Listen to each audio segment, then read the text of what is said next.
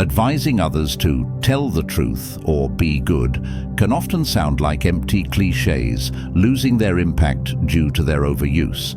However, these principles can regain their strength when approached with humility. Acknowledging that we might not always know what the truth is. A practical step forward is to refrain from saying things we recognize as false.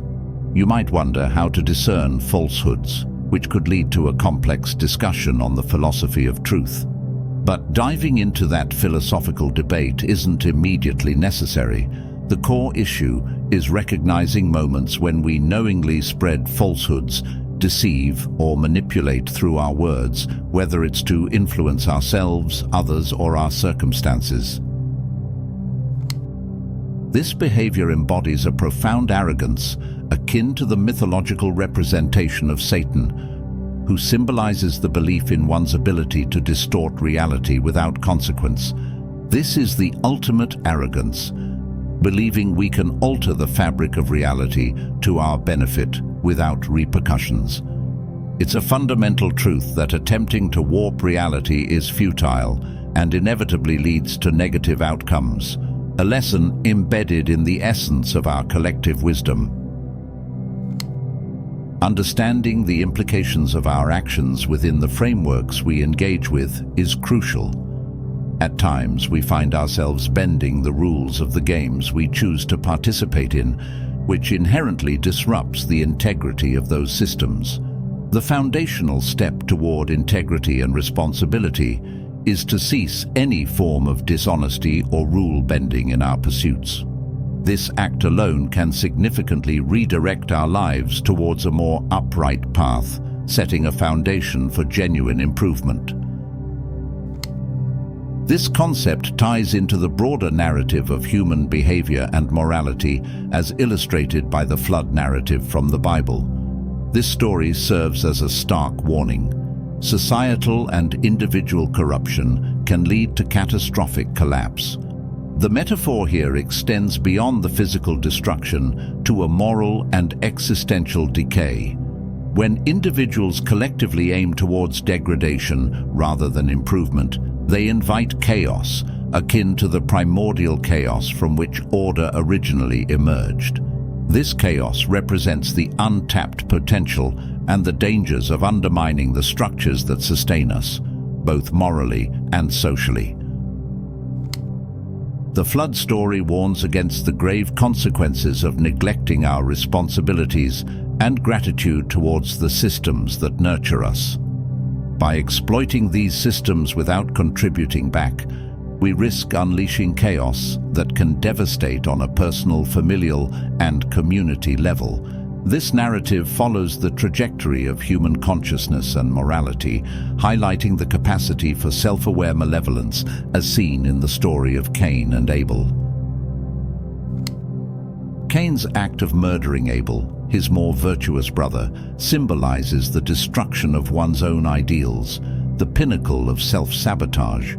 This story illustrates the profound loss and existential despair that follow when we betray our ideals and the divine order, emphasizing the importance of aiming upwards towards growth and harmony rather than downwards into corruption and chaos.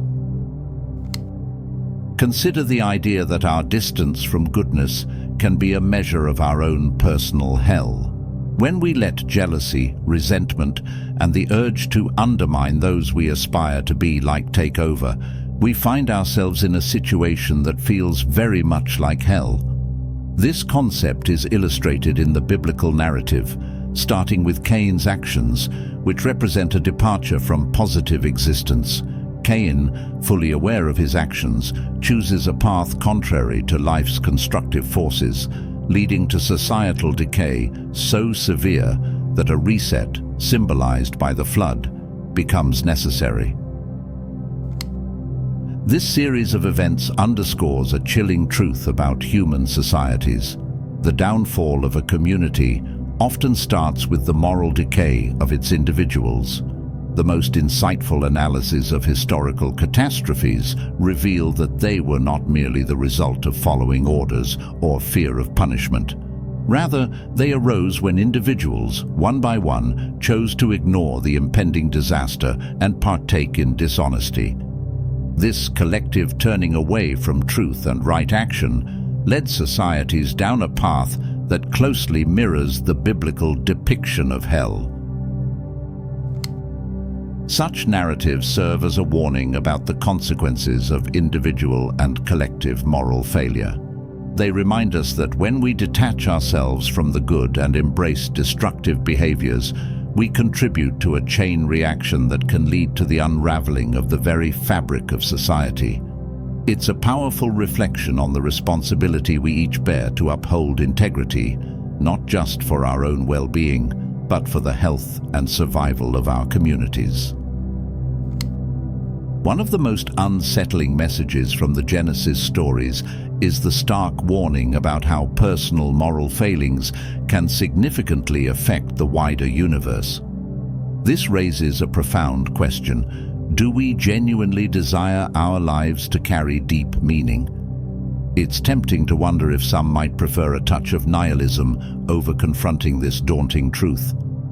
It's an uncomfortable realization, but our interconnectedness means that our actions ripple outwards, impacting the world in ways that extend far beyond our immediate awareness.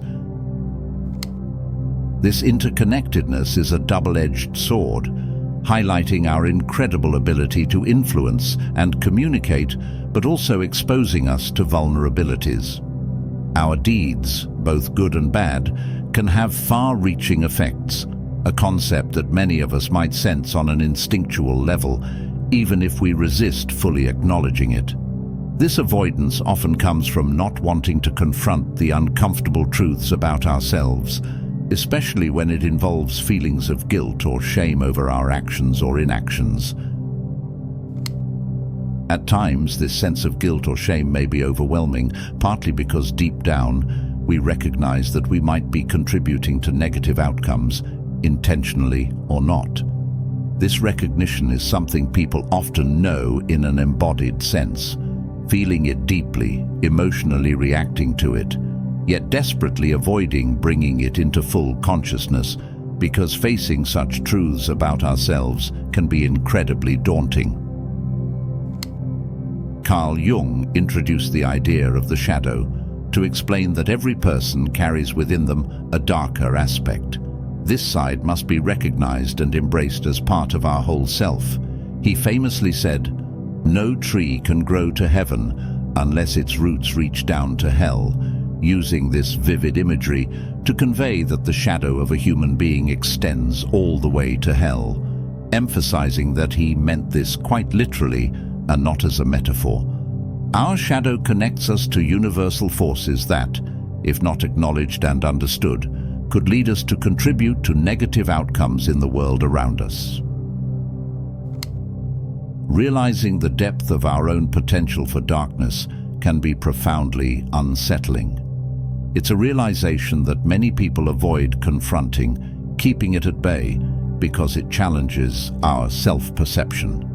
Recognizing oneself as capable of being capable of evil serves as a powerful exercise in self-awareness. The point isn't to demonize ourselves, but to understand that under certain circumstances, anyone could find themselves capable of horrific actions. This acknowledgement isn't meant to excuse such behavior, but to highlight the importance of self-awareness and the need to confront our capacity for wrongdoing. If we dismiss the possibility of ever being tempted by malevolent actions, we misunderstand the complexity of human nature and our susceptibility to influence. Acknowledging this potential within us is crucial, not only for personal growth, but also for understanding the depths of human behavior and the importance of making conscious choices towards goodness.